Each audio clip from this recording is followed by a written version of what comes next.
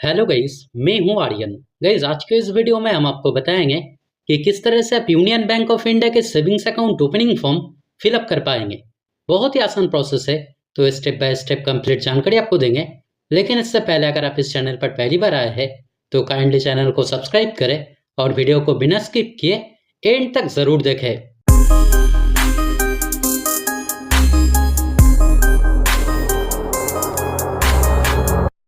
तो गाइस, जैसे कि आप यहाँ पे देख सकते हैं, यहाँ पे पहले ही कई सारे रूल्स दिया गया है। जैसे कि जहाँ पे भी एस्ट्रिक सिंबल दिया गया है उस पोर्शन को फिलअप करना मैंडेटरी है, और इस फॉर्म को आपको ब्लॉक लेटर में यानी कैपिटल लेटर में फिलअप करना होगा। और आपको जहाँ पे भी सिग्नेचर करना होगा वो ब्लैक कलर के पेन से आपको सिग्नेचर करना होगा। तो चलिए आप जान लेते हैं कि कैसे आप बहुत ही आसान प्रोसेस से इस फॉर्म को फिलअप कर पाएंगे। तो पहले आपको यहाँ पे डेट लिखना है। यहाँ पे आपको वही डेट लिखना है जिस डेट में आप इस फॉर्म को बैंक में जमा कीजिएगा। उसके बाद ब्रांच नेम लिखना है। अगर ब्रांच नेम आपको पता है तो आप लिख सकते हैं, नहीं तो आप इस बैंक के किसी स्टाफ से पूछ सकते हैं। उसके बाद ब्रांच कोड आपको पता है तो लिख सकते हैं, नहीं तो आपको इसे खाली रख देना है। उसके बाद कस्टमर आईडी और अकाउंट नंबर आपको खाली रख देना है, जो कि बैंक के उसके लिए दिया गया है। उसके बाद अकाउंट टाइप में आपको नॉर्मल के ऊपर टिक कर देना है। और अगर आपका उम्र अगर 18 साल से कम है तब आपको माइनर के ऊपर टिक कर देना है। और अगर स्मॉल अकाउंट ओपन करना चाहते हैं तब आपको स्मॉल के ऊपर टिक कर देना है। उसके बाद अकाउंट टाइप में अगर आप नया अकाउंट ओपन करना चाहते हैं तब आपको न्यू के ऊपर टिक कर देना है। और अगर आपका ऑलरेडी अकाउंट मौजूद है और अगर आप अपडेट करना चाहते हैं तब यहाँ पे अपडेट के ऊपर आपको टिक कर देना है।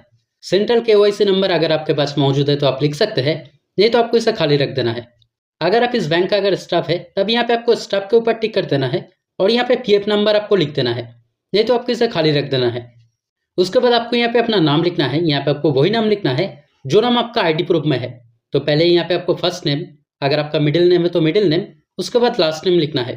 उसके बाद मिडिल नेम आपको खाली रख देना है। यहाँ पे आपको डेट ऑफ बर्थ लिखना है। उसके बाद जेंडर सेलेक्ट करना है। आपका मैरिटल स्टेटस, जैसे कि अगर आप मैरिड, अनमैरिड, सिंगल, डिवोर्सी, तो जो भी आप है वो यहाँ पे आपको टिक कर देना है। उसके बाद अगर आप अनमैरिड है तब यहाँ पे आपको फादर नेम या फिर मदर नेम के ऊपर टिक कर देना है। और यहाँ पे फादर नेम या फिर अगर आप चाहे तो मदर नेम लिख सकते हैं। और अगर आप मैरिड है यानी अगर आप शादीशुदा है तब यहाँ पे आपको स्पाउस के ऊपर टिक कर देना है। और अगर आप वुमेन है तब यहाँ पे आपको हस्बैंड का नाम लिखना है। और अगर मेन है तब यहाँ पे आपको वाइफ का नाम लिख देना है। उसके बाद नंबर ऑफ डिपेंडेंट्स, यानी आपके फैमिली में कितना जन आपके ऊपर डिपेंड है वो यहाँ पे आपको लिखना है। अगर आप चाहे तो इसे खाली भी रख सकते हैं। उसके बाद अगर आप इलिटरेट है यानी अगर आप शिक्षित नहीं है तब यहाँ पे आपको यस के ऊपर टिक कर देना है। और अगर आप शिक्षित है तब यहाँ पे आपको नो के ऊपर टिक कर देना है। अगर आप शिक्षित अगर नहीं है और अगर आप यहाँ पे यस के ऊपर टिक करते हैं तब यहाँ पे आपको अपना कुछ आइडेंटिफिकेशन मार्क लिख देना है, नहीं तो आपको इसे खाली रख देना है। उसके बाद बताया गया है कि अगर आप माइनर है यानी अगर आपको उम्र अगर 18 साल से कम है तब यहाँ पे आपको गार्जियन का नाम लिखना है। और गार्जियन के साथ आपका क्या रिलेशन है वो यहाँ पे आपको लिखना है। और अगर आप माइनर नहीं है तब इसे आपको खाली रख देना है। नेशनलिटी में इंडियन के ऊपर आपको टिक कर देना है और कंट्री नेम में इंडिया लिख देना है। और सिटीजनशिप में आपको इंडियन लिख देना है। उसके बाद ऑक्यूपेशन सिलेक्ट करना है, यानी किस तरह का काम आप करते हैं वो यहाँ पे आपको सिलेक्ट करना है। जैसे कि अगर आप सर्विस करते हैं या फिर अगर आपका बिजनेस है या फिर अदर्स कुछ प्रोफेशन है तो वो यहाँ पे आपको सिलेक्ट करना है। और अगर आप किसी कंपनी में अगर जॉब करते हैं तब यहाँ पे आपको कंपनी का नाम लिख देना है और कंपनी में किस तरह का रोल है वो यहाँ पे आपको लिख देना है। और अगर आप जॉब अगर नहीं करते हैं तब इसे आपको खाली रख देना है। नेचर ऑफ बिजनेस, यानी अगर आप बिजनेस करते हैं तब किस तरह का बिजनेस करते हैं वो यहाँ पे आपको लिख देना है। और अगर आपका बिजनेस भी अगर नहीं है तब इसे भी आपको खाली रख देना है। एनुअल इनकम, यानी सालाना आपका कितना इनकम है तो अप्रोक्स वो यहाँ पे लिख देना है। आपका नेट संपत्ति यानी कुल संपत्ति कितना है वो यहाँ पे आपको लिख देना है। आपके जानकारी के लिए बता दूं, अगर आप चाहे तो इसे खाली भी रख सकते हैं। उसके बाद आपको रिलीजन लिखना है, यानी किस धर्म से आप बिलोंग करते हैं उसके ऊपर आपको टिक कर देना है। कैटेगरी, अगर आप ओबीसी, एससी या फिर एसटी है तो वो यहाँ पे सिलेक्ट करना है। और अगर आप जनरल है तब जनरल के ऊपर आपको टिक कर देना है। पर्सन विद डिसेबिलिटी, यानी अगर आपका किसी तरह का डिसेबिलिटी है तब यहाँ पे आपको यस के ऊपर टिक कर देना है। और किस तरह का डिसेबिलिटी है वो यहाँ पे आपको सिलेक्ट करना है। और अगर आपका डिसेबिलिटी अगर नहीं है तब यहाँ पे आपको नो के ऊपर टिक कर देना है। एजुकेशनल क्वालिफिकेशन आपको सिलेक्ट करना है, यानी आप कितना शिक्षित है उसके ऊपर आपको टिक कर देना है। और अगर आप शिक्षित अगर नहीं है तब यहाँ पे आपको इलिटरेट के ऊपर टिक कर देना है। उसके बाद बताया गया कि अगर आप पॉलिटिकली एक्सपोर्ट्स पर्सन है, यानी अगर आप डायरेक्टली किसी पॉलिटिकल पार्टी से अगर कनेक्टेड है तब यहाँ पे आपको सिलेक्ट करना है। और अगर आप इनडायरेक्टली अगर किसी पॉलिटिकल पार्टी से अगर कनेक्टेड है, अगर बिजनेस के थ्रू या फिर दूसरा कुछ कारण से अगर आप कनेक्टेड है तो यहाँ पे आपको टिक कर देना है। और अगर आप किसी भी तरह से अगर कनेक्टेड नहीं है तब यहाँ पे आपको नन के ऊपर टिक कर देना है। उसके बाद बताया गया कि अगर आप इंडिया के अलावा अगर दूसरा किसी कंट्री में अगर टैक्स पे नहीं करते हैं तब यहाँ पे आपको येस के ऊपर टिक कर देना है, और अगर आप इंडिया के अलावा दूसरा किसी कंट्री में अगर टैक्स पे करते हैं तब यहाँ पे आपको नो के ऊपर टिक कर देना है। उसके बाद यहाँ पे आपको पैन कार्ड का नंबर लिखना है, लेकिन आपके जानकारी के लिए बता दूं, इनकेस अगर आपके पास पैन कार्ड अगर नहीं है तब आपको फॉर्म 60 जमा देना होगा। तो फॉर्म 60 को किस तरह से फिलअप करना होता है उसके ऊपर ऑलरेडी वीडियो बनाया हुआ है, इस वीडियो के डिस्क्रिप्शन में आपको लिंक मिल जाएगा, अगर आप चाहते हो उस वीडियो को देख सकते हैं। और अगर आपके पास पैन कार्ड अगर मौजूद है तब यहाँ पे आपको पैन कार्ड का नंबर लिख देना है। उसके बाद यहाँ पे आपको मोबाइल नंबर लिखना है, यहाँ पे आपको वही नंबर लिखना है जो नंबर आप अकाउंट में देना चाहते हैं। उसके बाद यहाँ पे आपको ईमेल आईडी लिखना है।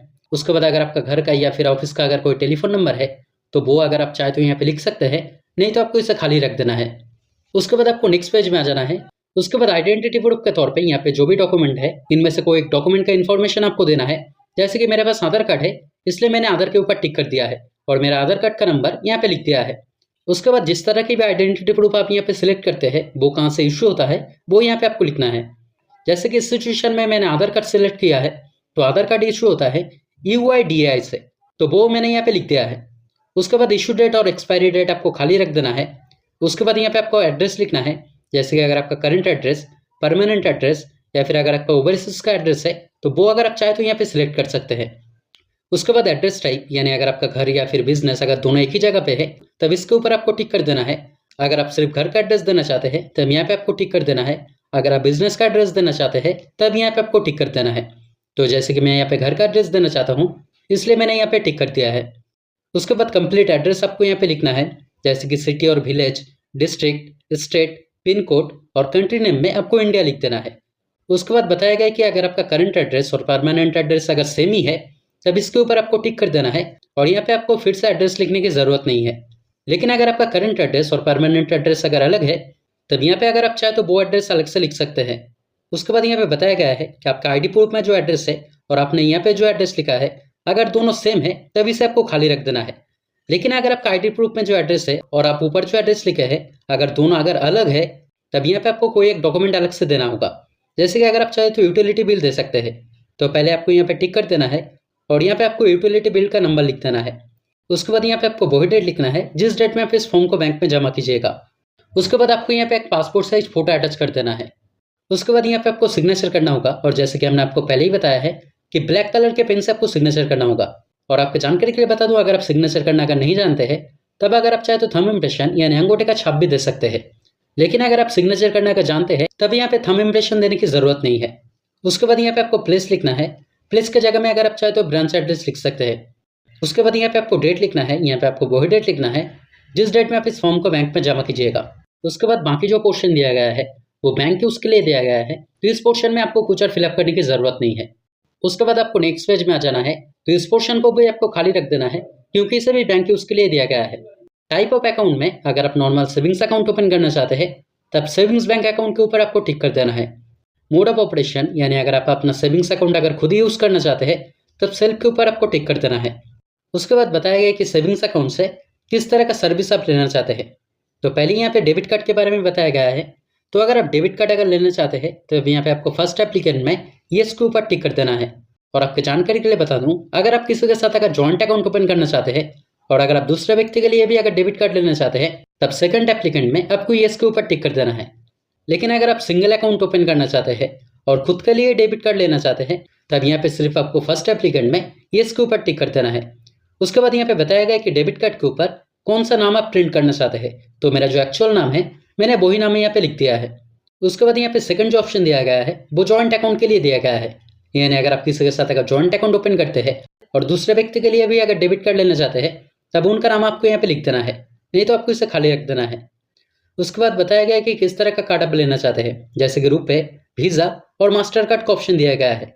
तो आपकी जानकारी के लिए बता दूं, रुपे कम्प्लीटली इंडियन कार्ड है और रुपे कार्ड का एनुअल मेंटेनेंस चार्जेस भी बाकी कार्ड से कम है, तो अगर आप चाहे तो रुपे कार्ड ले सकते हैं। उसके बाद यहाँ पे अगर आप चेकबुक लेना चाहते हैं तब येस के ऊपर आपको टिक कर देना है। अगर आप internet banking, SMS alert, phone banking, mobile banking card service लेना चाहते हैं तब येस के ऊपर आपको टिक कर देना है। अगर आप पासबुक लेना चाहते हैं तब येस के ऊपर आपको टिक कर देना है। और अगर आप ये स्टेटमेंट जानना चाहते हैं तब यहाँ पे आपको रिकॉर्ड के ऊपर टिक कर देना है। उसके बाद बाकी जो ऑप्शन दिया गया है जैसे कि फिक्स डिपॉजिट, ऑटो स्वीप और रिकरिंग डिपॉजिट के बारे में, तो इसे आपको फिलअप करने की जरूरत नहीं है। अगर आप फिक्स डिपॉजिट, ऑटो स्वीप या फिर रिकरिंग डिपॉजिट अगर ओपन करना चाहते हैं तभी आपको इसे फिलअप करना होगा, नहीं तो अकाउंट ओपनिंग के लिए इसे फिलअप करने की जरूरत नहीं है। उसके बाद आपको नेक्स्ट पेज में आ जाना है। यहाँ पे नॉमिनेशन डिटेल्स के बारे में बताया गया है कि आपके सेविंग्स अकाउंट के लिए आप जिन्हें नॉमिनी रखना चाहते हैं उनका डिटेल्स आपको यहाँ पे लिखना होगा।